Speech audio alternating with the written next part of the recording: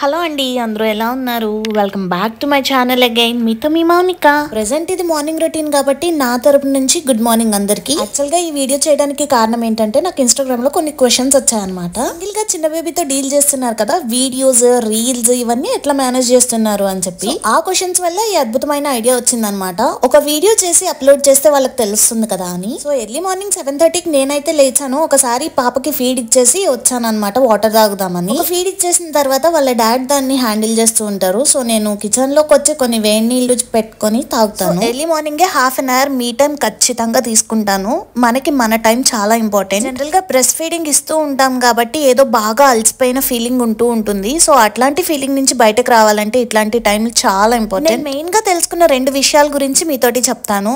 ఒకటి, set your mind in a positive way. పొద్దున్నే లేచిన వెంటనే మీరు దేనికోసం కష్టపడుతున్నారు, ఎవరి కోసం ఇదంతా జరుగుతుంది, వాళ్ళ ఫేస్ చూడండి. ఆ క్యూట్ ఫేస్ చూసేసరికి ఒక పాజిటివ్ ఎనర్జీ వచ్చేస్తుంది ఆటోమేటిక్ గా. అఫ్ కోర్స్ నేను ఒప్పుకుంటాను, depression, hormonal changes, hair loss, stress, body changes ఇవన్నీ చాలా ఉంటాయి మనకి ఈ టైంలో, పోస్ట్ పార్టమ్ టైంలో మెయిన్ గా. అదంతా ఓవర్కమ్ చేయాలి, చేయగలుగుతాము. Make your self strong. Water తాగేసి కొంచెం రిలాక్స్ అయ్యి మళ్ళీ బెడ్రూమ్ లోకి వచ్చేసరికి వీళ్ళిద్దరూ వాళ్ళ టైం ఎంజాయ్ చేస్తున్నారు అనమాట. సో మళ్ళీ 8:30కి ఒక ఫీడ్ ఇచ్చేసిన తర్వాత పాప కొంచెం పడుకుంటుంది చక్కగా. అది బాగా డీప్ స్లీప్ లోకి వెళ్ళిపోయిన తర్వాత అటు ఇటు పిల్లోస్ పెట్టేసి దానికి బ్లాంకెట్ అది కవర్ చేసి మా హస్బెండ్ కి చెప్పేసి నేను బయటకు వచ్చేస్తాను అనమాట. నేను ఇక ఫస్ట్ నా థింగ్స్ లైక్ నేను ఫ్రెష్ అవ్వటం, నా బ్రేక్ఫాస్ట్, కుకింగ్ ఇవంతా మెల్లగా స్టార్ట్ చేసేస్తాను. బికాస్ వాళ్ళు ఎప్పుడు లెగుస్తారో వాళ్ళకే తెలియదు, మనం ఎలా ఎక్స్పెక్ట్ చేస్తాం. అయితే బ్రష్ చేసేసుకున్న తర్వాతే నేను కుకింగ్ అనేది స్టార్ట్ చేస్తాను అనమాట. ఇది వరకు స్నానం చేయకుండా కుకింగ్ చేసేదాన్ని కాదు, ఇప్పుడు అలా చేయలేం కదా. సో బ్రష్ చేసేసి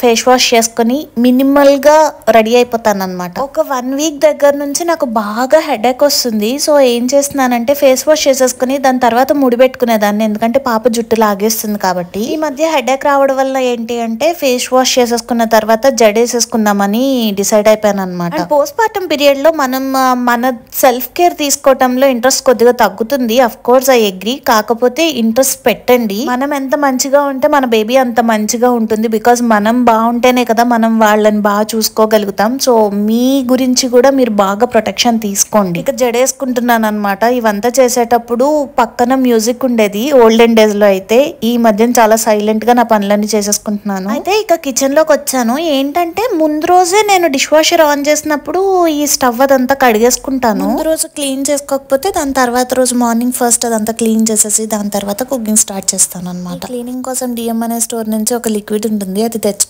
అదైతే చాలా బాగా ఫ్రెష్ గా క్లీన్ అయిపోతుంది. ఇక వంట స్టార్ట్ చేసేద్దాము. నేను కూరగాయలు తెచ్చుకున్న తర్వాత వాటన్నిటిని కట్ చేసేసుకుని ఫ్రిడ్జ్ లో పెట్టేసుకుంటున్నాను. వీక్ డే లో కట్ చేసుకుని వండడం అంటే చాలా కష్టం అవుతుంది, అందుకని. సో ఫస్ట్ అయితే మెంతి కూర ఉందనమాట. మెంతి కూర ఎగ్ బుజ్జి టైప్ లో చేసుకుందాం అనుకుంటున్నాను. డైలీ ఎగ్స్ తినడం అలవాటు చేసుకున్నా. సో ఈ రోజు ఉడకబెట్టకుండా ఇట్లా ఫ్రై చేసుకుందాం అనుకున్నాను. పోస్ట్ పార్టమ్ పీరియడ్ లో ఆకుకూరలు మంచిగా తినండి. ఎన్ని ఆకుకూరలు దొరికితే అన్ని ఆకుకూరలు తినండి, చాలా హెల్దీగా ఉంటారు. ఈ కర్రీ అవుతున్న టైంలో పక్క పొయ్యి మీద మిరియాల రసం కూడా పెట్టేద్దాం అనుకున్నాను. సో దానికి కావాల్సిన ప్రిపరేషన్స్ కూడా చేసేసుకుంటున్నాను అనమాట. కొంచెం హెల్దీ మీల్ ప్రిపరేషన్ అయితే చేసుకోండి. మంచిగా టైం ఉన్నప్పుడు మంచిగా కుక్ చేసుకుని తినడానికే ట్రై చేయండి. ఒక రోజు పాప మూడు అస్సలు బాగోదు, ఫుల్ క్రాంకీ ఉంటుంది. అలాంటి టైంలో పాసిబిలిటీ ఉండదు అనుకోండి. ఉన్న టైంలో మాత్రం మంచిగా కుక్ చేసుకోవడానికే ట్రై చేస్తాను నేను ఎప్పుడు. ఇక మిరియాల రసానికి కావాల్సిన మసాలా అంతా ఫస్ట్ దంచేసుకుంటాను. దాని తర్వాత మిక్సీలో కొద్దిగా టమాటో, చింతపండు ఉడకపెట్టుకున్నాను కదా, అవంతా వేసేసి మిక్సీ పెట్టేసి సో మిరియాల రసం ఒక పొయ్యి మీద పెట్టేసాను అనమాట.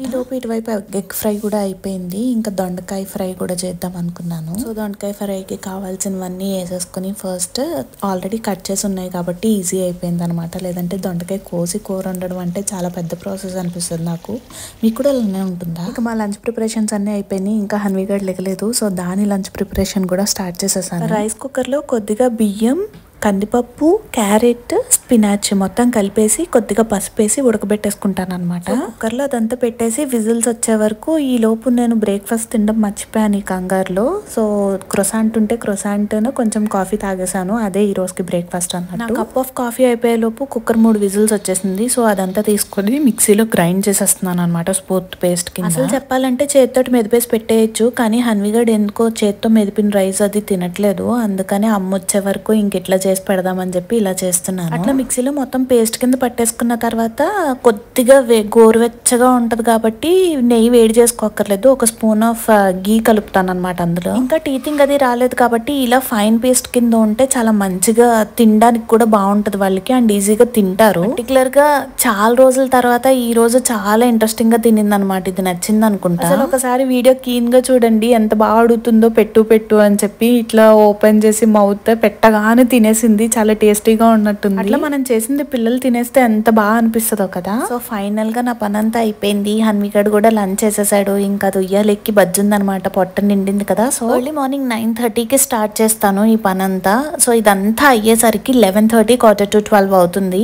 ఇక నేను రెస్ట్ తీసుకుందాము అని ఇట్లా ఒక 15 minutes కూర్చుంటాను. కరెక్ట్ గా 12కి 12:10కి భార్గవ్ గారు వస్తారనమాట. నా లంచ్ టైం అయింది, లంచ్ అయిపోయిందా అని చెప్పి. ఇక భార్గవ్ గారు లంచ్ చేస్తున్నంతసేపు హన్విగాడిని నేను చూసుకుంటాను. తను ఫాస్ట్ గా తినేసి హన్విగాడిని చూసుకోవటానికి వస్తారు. అప్పుడు నేను వెళ్ళి లంచ్ చేస్తాను అనమాట. వైపు వంట చేస్తూ ఉంటాను కానీ అది లెగిసిపోయిందేమో, మళ్ళీ దానికి పాలు ఇవ్వాలేమో, ఇట్లా ఈ ఆలోచనలు కూడా నడుస్తూ ఉంటాయి బ్రెయిన్ లో. ఇప్పుడు ఏంటంటే పాలకి ఒక 3 hours గ్యాప్ అలా ఇస్తున్నాను. స్టార్టింగ్ లో అయితే 2 hours 2.5 hours కి అట్లా ఒకసారి ఫీడ్ ఇచ్చేదాన్ని. సాలిడ్ స్టార్ట్ చేసిన తర్వాత 3 hours or 4 hours కి ఇస్తున్నాను అనమాట. ఇదంతా చేసేసుకుని ఇదంతా అయిపోయిన తర్వాత మధ్యాహ్నం ఒక నాప్ వేసి సాయంత్రం లేచి మళ్ళీ సాయంత్రం పనులు మొదలు పెడతాను అనమాట.